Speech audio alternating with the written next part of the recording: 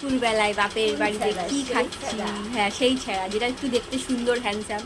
আজকে কি কি মেনু আছে চলো দেখি আজকে মা কি কি রান্না করেছে।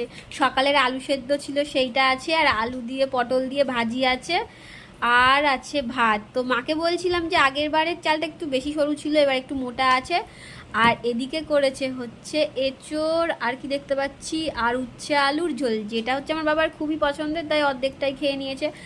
আর করেছে আরও একটা কি যেন একটা করেছে দেখলাম, হ্যাঁ আমের হচ্ছে টক, না আমের টক না, মা একটু চিনি দিয়েই করে, কারণ আমি শুধুমাত্র লবণ দিয়ে যেটা হয় সেটা আমি খাই না, চিনি দিলে আমার একটু ভালো লাগে।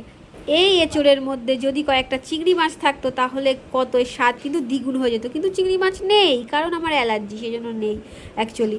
তারপর না একটু আলু সেদ্ধ নিলাম, আলু সেদ্ধ তো আমার অলওয়েজ ফেভারিট একটা খাবার, আলু সেদ্ধ ভাত হলে আমার কিছু লাগে না। তো এটা দিয়ে তাড়াতাড়ি করে মাখিয়ে খেয়ে নিই। এটা হচ্ছে দুপুরের মেনু ছিল আমাদের। তো তোমাদের বাড়িতে কার কী মেনু হয়েছে আমাকে একটু কমেন্ট করে তো জানাতেও পারো নাকি। যাই হোক আমি খেয়ে নিচ্ছি, তোমরাও খাবার দাবার খাও, অনেক খিদে পেয়েছে।